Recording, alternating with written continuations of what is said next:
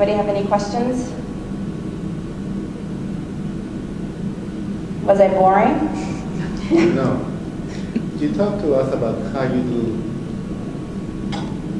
management. Okay. Can you talk to us about your company? Sure. Management.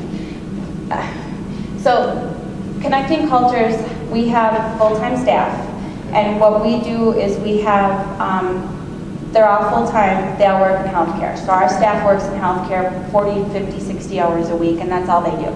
Interpreting. Healthcare interpreting. So we don't use call lists, we don't have anything like that, we just have healthcare, we just have staff interpreters, and then the way that we work that is that in order for them to have their day job, we also have to have our night job, because healthcare is, 24/7, 365.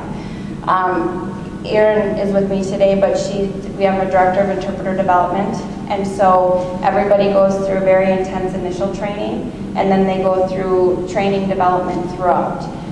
One of the things that I guess the thing that jumps out to me is we have what we call love days.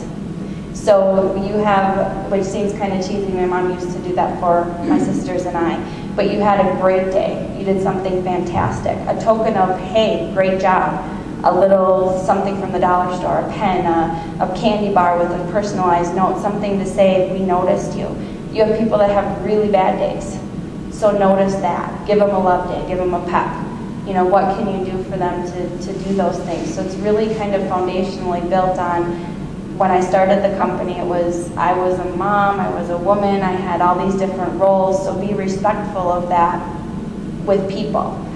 Today we have attributes. So they have to have business knowledge, external business knowledge, understand customer service. They have all of these criteria that are broad, but then it's saying, okay, coming back and having reviews and meeting with the manager regularly and saying, okay, how have you done here?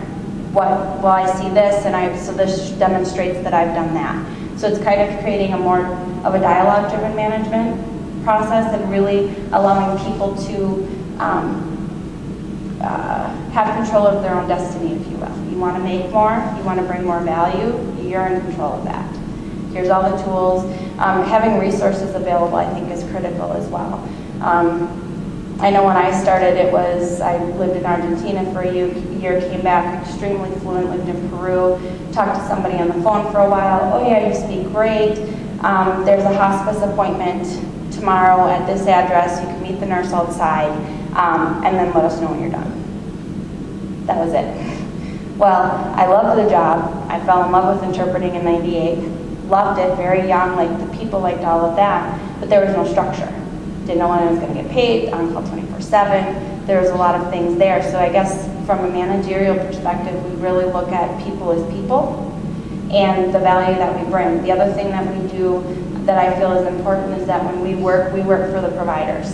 They pay us. So if we can serve the providers in the healthcare community, then they'll better serve the communities that we're all passionate about. And I'm going to start over. If we take care of our interpreters, they'll take care of the providers, and that in turn takes care of the community. So it's kind of a different look at things, because really the providers have dedicated themselves to caring for the community. That's what they do. So we don't need to come in and advocate, we need to empower. We need to sit back and we need to allow patient-provider to develop that relationship through our facilitation of communication. So there's a lot of team involved in what we do. Where is your company at? It's in Northeast Wisconsin, in Green Bay. Yeah. So how many interpreters do you have? We have 25 full-time staff and probably 17 full-time interpreters. Our communities are Spanish, Hmong, and Somali. And so we hire based on the size of the community and the demand. Because if I have, one Vietnamese appointment every 3 months and I get to call 3 people, well, I can't guarantee their qualifications. It's much better served via phone, video, something remote. So we work with all of our interpreters are required to go through the same things, and that's what provides the consistency. A lot of the complaints of, interpreters take too long and it makes the appointments last too long. Well, if you're efficient and you're doing this day in and day out and you know what you're doing, it really doesn't. It really goes back and forth really quickly. And so that's been our philosophy from the get-go. We do healthcare insurance, we do paid vacations, we do paid holidays. So we really are a little bit unique in that regard, but we really have